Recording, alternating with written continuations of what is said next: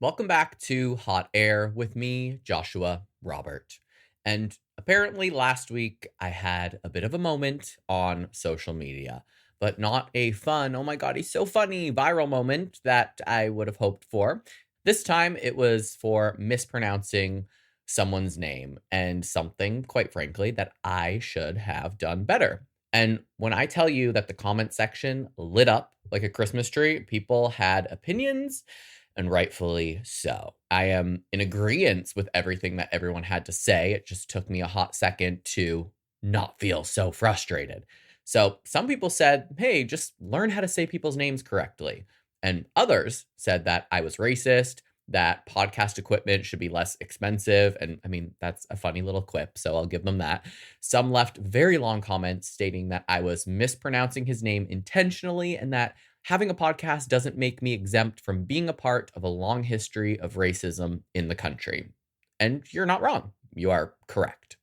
Obviously, that stuff was not super fun to read. And my instinct was to clap back. And I clapped back to one person, truthfully, because they thought that I was saying his name incorrectly. And then I used my Canadian accent as an excuse, stating that I say pasta and bagel a certain way. And I made a reel that was, for me, a bit sarcastic and supposed to be funny. And obviously, that did not land. I was pissed, but I was attempting to make a little bit of light out of it. I put a lot of time, hours upon hours, writing, recording, editing, marketing this podcast, thinking I'm saying positive things about the shift in politics and that I was being supportive of Mamdani, only to be met with nothing but negative comments. That's very challenging. But what is more challenging is being a person of color and having your name mispronounced over and over and over again, and intentionally by people who oppose you. So I get it. I get it now. It's not the reason I wanted this reel to be one of my most popular reels, because I was mispronouncing his name. That's not at all what I want Hot Air to be known for. So my response video that I made, which was reactionary, got even more of a reaction. One comment said that if you can pronounce Daenerys Targaryen, which I can pronounce that, just said it, but I also don't watch Game of Thrones, but you can accept the learning moment and pronounce Mamdani correctly from here on out. It's happened to many of us, and how we respond to the correction matters. Also, pasta is an inanimate object. And that was from someone with a pretty substantial following. And when I saw that, I was like, oh, fuck. Like, they're really going to come for me. 30 some odd comments later, which for some is not a lot, but for me it is. I was like, damn, this was not the reaction I expected, nor should I have reacted the way that I did. Now, even at this time, I was saying his name over and over, and I was watching videos how to pronounce his name. I was watching videos of him pronounce his name correctly, something that I should have done before I hit record on last week's episode of Hot Air. I put a lot of time into the other process of it, just not learning how to pronounce his name correctly. And honestly, it sounded right to me when I was saying it, right? So I didn't really think much of it, which is also the problem. I kind of was like, well, I'm gay and I'm an ally and I'm talking about positive things, so I don't think anyone is going to come for me. And there was also the part of accepting the lesson when there were no lessons in the comment section, just people calling me racist and telling me to quit podcasting. Even that influential therapist did not lend a lesson. They were all corrections. And it's nobody's job to teach me. It is my own responsibility to teach myself. If I want to be educated, I should do that myself. I tell people all the time, if you want to be an ally to the LGBTQ plus community, you need to do your own work and your own research. And in this moment, I was really eating my own words.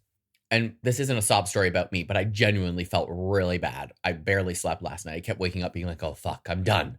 But instead of disappearing into the shadows with a fucking matcha latte and a therapist, which I will do tomorrow, I thought, let's make this a little learning moment, right? For me, and maybe for some people listening, for people that came for me, and for the people that might make a similar mistake. So today, we're going to talk about microaggressions and what they are, why they hit so hard, and how both sides, the ones who mess up and the ones who call it out, can hopefully hear each other a little bit better. So all in all, I'm taking this experience as an opportunity to learn, to offer the lessons that I spent the weekend researching for others to hopefully learn from as well, which I don't think a lot of people cop up to their mistakes and do things like this. So I'm hoping to just shift this a little bit. But let's get uncomfortable because I'm uncomfy as fuck, let's be real. And I'm sure somewhere in there, some things are going to be misinterpreted by me and by others, some things that I'm saying. And I'm also open to learning more about those things that I may say in this episode. My goal is not to put my foot in my mouth, but it may happen again. And I hope to take that as a learning experience. Okay, that was a long intro. Let's take a breath and let's hit it.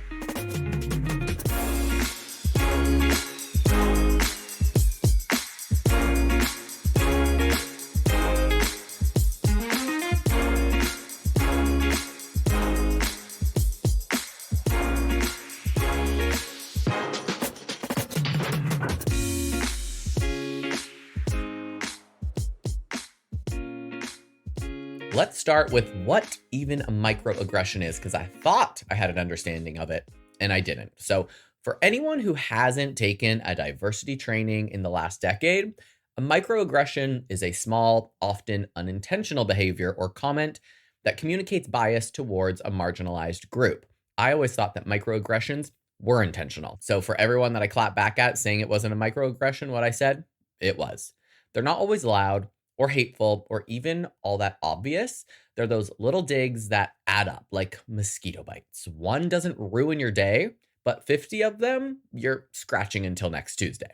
And here are some examples to help us clarify some of this. Saying to a Black colleague, "You're so articulate." It sounds like a compliment, right? But it implies surprise, as if you did not expect them to be so well spoken. Or asking an Asian American, "Where are you really from?" which translates to, "You don't actually belong here." Telling a woman in a meeting, "You're being emotional," when she's really just being assertive. We've seen that time and time again. Or saying to a gay guy, "You don't seem gay," which, thanks, I guess, but what does that really mean? And then there's the one that I stumbled into, mispronouncing someone's name. Now, let's be real. Everyone mispronounces things sometimes. But when it's someone's name, and especially when it's a name from a non-white culture, it's going to hit different because names are identity. And historically, in the US, mispronouncing people's names, especially names from immigrant communities, has been a subtle way of saying, "You don't fit." And that is not cool. And let's talk about the power of a name. Think about how often this has happened in the public eye, and especially so in recent years. Remember how people, including politicians, deliberately mispronounced Kamala Harris's name during the election. They didn't say, "Oops," they leaned right into it. They made jokes about it. They said things like, "Whatever, I can't say it." That wasn't a slip up. That was a statement, a way to make her sound foreign or other or not one of us. It was very clearly intentional. So when people hear a name mispronounced, even if you didn't mean it like that and it was not intentional, they're hearing echoes of all those moments where someone else did mean it like that. That's why people were so triggered by my video. It wasn't just my mistake. It was the weight of every time that someone's name had been disrespected before me for decades and centuries.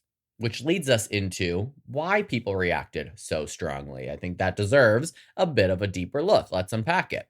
When my episode of Hot Air dropped, most of the feedback was about the content until I said Zohran Mamdani incorrectly. That's when the tone shifted. To me, it was just a mispronunciation. To listeners, it sounded careless, like I did not take the time to learn the name of a man I was talking about on a public platform. And they are not wrong. I thought I was saying it correctly, but as I said, later I went and watched videos specifically explaining how to pronounce his name correctly. And I did it over and over and over. Should have done that before the episode. And then, because I'm human and I'm a bit of a defensive person, I made a follow-up video saying something like, "Everyone chill out. It was a mistake. Grammar police, etc., etc., etc." And I understand also that it's not grammar police. That is just the word that came to my head. But that response did not help. In fact, it made things worse because telling people to chill out is basically the universal way to guarantee that they won't. Nobody wants to be told calm down when they are not calm. Hello, we all know this. And here's what I missed in that moment. When people are hurt, minimizing their reaction doesn't just make it go away, it amplifies it. So it does the opposite. It says, your feelings are too much, which, irony alert, is kind of its own microaggression. So the second wave of comments wasn't just about the name, it was about my response. People were not only mad that I mispronounced it, they were mad that I didn't seem to get why it mattered. And in that moment, because I was clouded in frustration and thinking about all the positive things I said in the episode, I was like, does it completely negate the fact that I was supporting him, that I was in line with him, that I wanted Mamdani to be the mayor of New York, and I was excited for him to take over and run the city? But it does cloud it. When you make a microaggression like that, it completely takes away from your message being positive and supportive. And then backing it up with like frustration and anger doesn't help the issue. And that is kind of where that classic phrase comes in: intent versus impact. My intent was innocent. I was not mocking or dismissing anyone, but the impact was still real, because intent doesn't live in your heart. It lives in how other people experience your words. Like when you bump into someone and you spill their coffee, you don't yell, "Oh, I didn't mean it," and then you run away. You grab napkins, you apologize, and you offer to buy them another cup of coffee. Or at least that's what a decent human being would do. So why do we struggle to do the same when it comes to social mistakes like this? In retrospect, my response should have been, you're right, I did pronounce it wrong. It was not intentional, and I will do my best in the future, and I will clarify that on the next episode. Like, that would have been so much easier, and none of this would be happening. But it's the ego. And let's face it, I'm a podcaster, so I have one.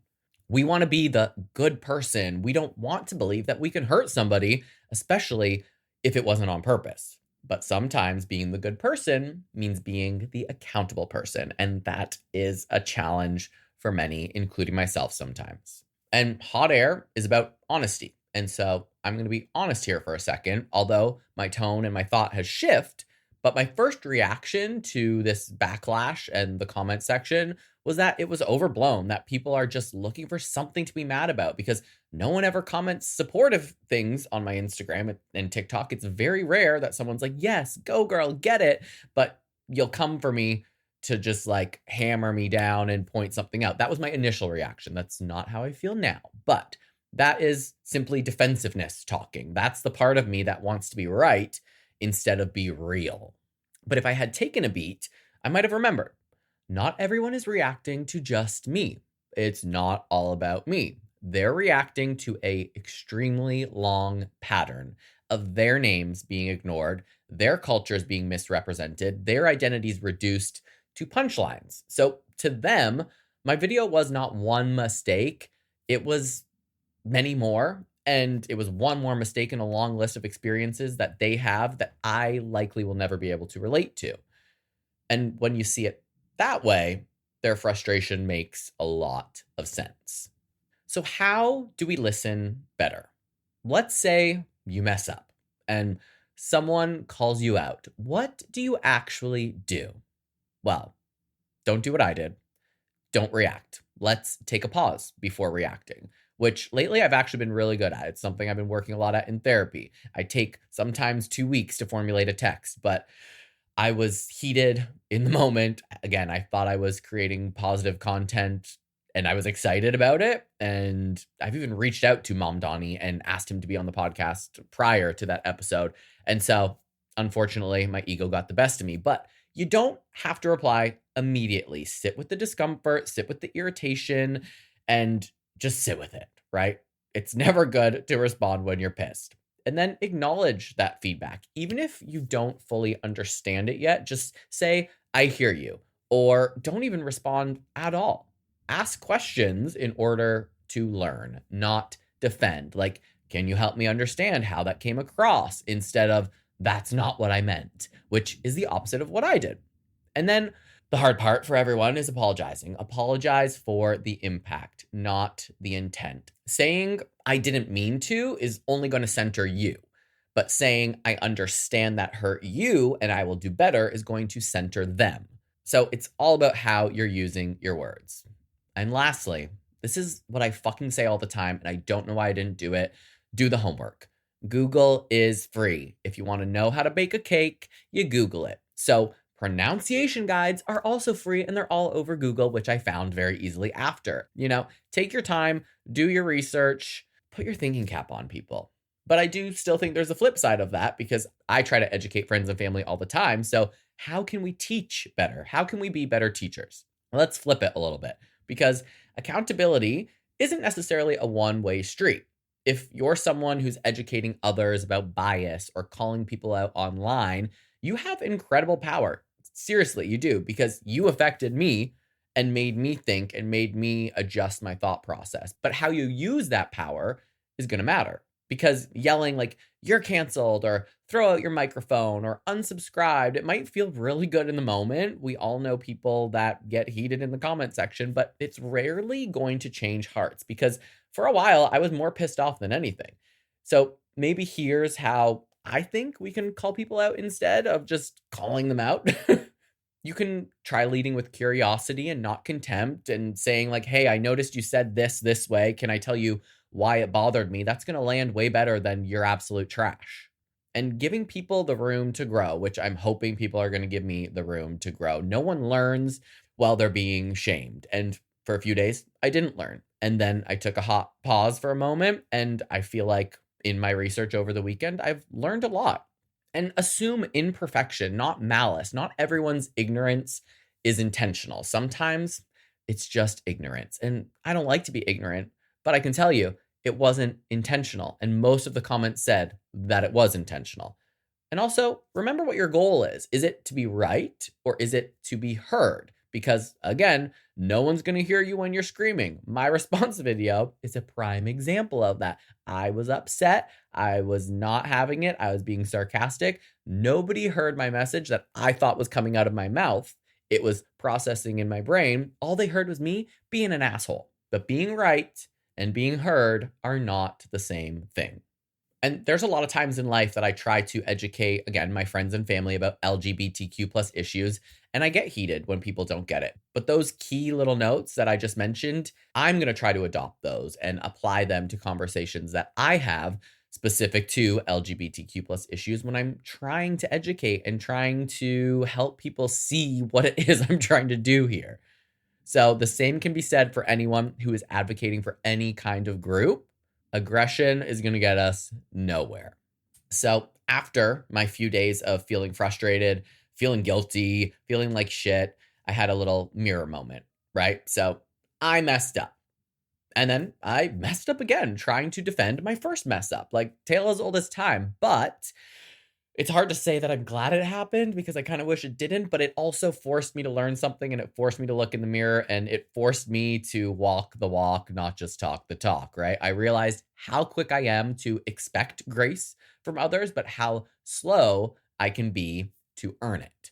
And I learned that growth, it doesn't happen in comfort, right? It happens in cringe. So that's how we learn. We have to get uncomfortable. I've said it time and time again. It's just been a hot minute since I've experienced it. So the reality is we all have blind spots. We're all capable of causing harm, even unintentionally, but being willing to face that's where the real work is going to start. And now, because this is an LGBTQ plus podcast, let's get a little bit gay specific for a hot second. And some of this is going to feel like I just pressed the rewind button and I'm replaying the entire episode, but it's important to understand that microaggressions happen everywhere.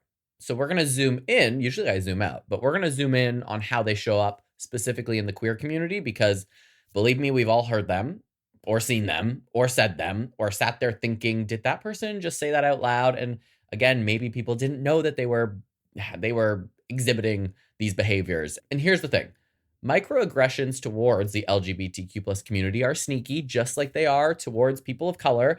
They're not always something like somebody yelling slurs, though obviously that happens and that's not a microaggression. They're the quieter things, the little jokes, the assumptions, the questions that seem innocent until you realize that there's a stereotype hiding inside. And I am not brushing over my mishap with Mamdani. I think that for me to fully understand microaggressions, I deciding to explore it from the LGBTQ plus point of view, which is a point of view obviously that I can relate to. Therefore, I think that this will help me and others see if I use examples that I have experienced.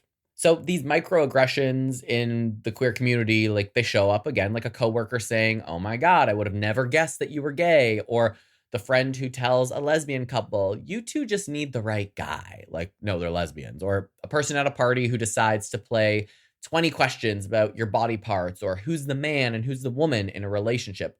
All things that I have heard and I have experienced before. It's exhausting.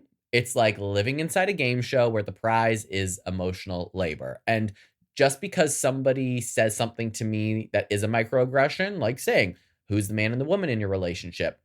I'm going to get pissed, but it's going to be upset based on years and years and years of that experience. Just like me mispronouncing anybody's name, they're going to be upset with me, but it's not just me. It's the years of them having to deal with that. And I think it's important to explore more examples of this, everyday examples, because these specifics happen all of the time and sometimes they're overlooked. So it could be someone saying like, "Oh, you're gay? You must love fashion. Come shopping with me." Like we've heard that time and time again. And I love fashion, but not every gay does. It's the assumption that every gay man came out of the womb quoting Project Runway. Like, no, spoiler. Some of us dress like a Pinterest board. Others dress like they lost a bet at H&M. Like it's not that deep. It's a stereotype. Or people saying to like a trans woman, "You don't look trans." That one is meant as a compliment, but it's actually saying you've successfully passed my arbitrary standard of what gender should look like. It's not great. It's not a good thing to say. Or when did you decide that you were gay? Somewhere between "I love Britney Spears" and "I hate gym class." I guess that's when it happened. But also, sexuality is not a decision. It's not a hairstyle you test out for the summertime. Or what about "You're too pretty to be a lesbian"? Okay, first of all, what does that even mean? And second, beauty does not have a sexuality. Again, ridiculous. There's people that say, "I love gay people. My cousin is gay." Okay, congratulations, I guess. Would you like a medal? That's like saying, "I'm not racist. I eat tacos." It's ridiculous. Appreciation is not the same thing as understanding. And my last example, when people say, "I just don't get the they, them thing." That translates to, "Your identity confuses me, so I'm not going to try." But here's a secret. You don't have to get it to respect it. And that goes for me. I don't have to fully be able to digest why right now or right away or right in the moment, why it was wrong for me to pronounce Mamdani's name incorrectly. But I have to respect it. These little comments, they might sound harmless, and some of them might sound even funny, but the impact adds up. When someone's identity is constantly questioned, joked about, or made into a curiosity, it chips away at belonging. It tells you that you're tolerated, but not fully accepted, that your existence is interesting, but perhaps not normal. And over time, that does real damage. Studies show that repeated microaggressions can increase anxiety, depression, and feelings of isolation among queer people, and of course, other minority groups. Because it's not just what's being said, it's the message behind it. And that message is that you're different, and I get to define what that means. It's a reminder that acceptance is conditional and that you're always being measured against someone else's comfort level. And this doesn't just happen outside of the LGBTQ plus community, it happens inside as well. And that's where it gets even messier. Microaggressions don't just come from straight people, they happen within our own community.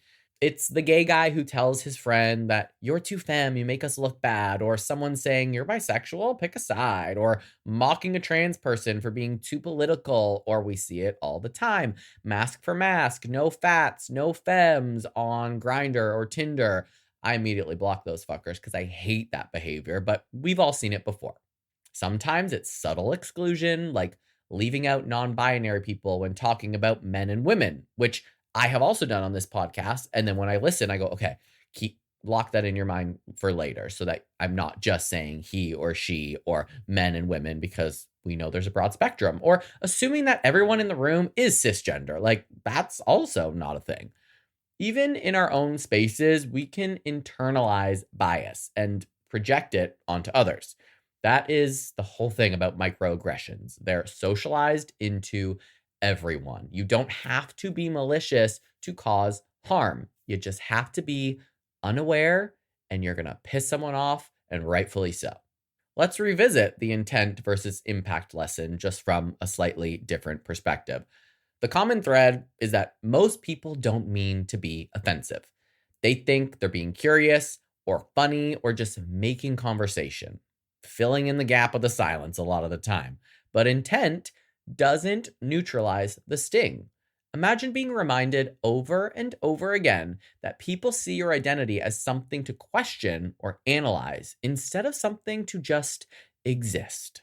So again, when a straight coworker says, "Oh, you're gay? Oh my God, we should go shopping together." They're not trying to insult you.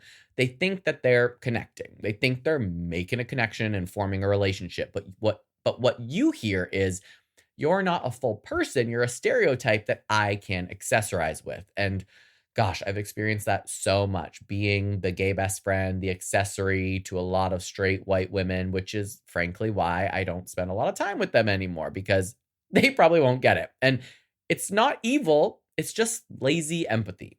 It's thinking that you're being inclusive when you're not.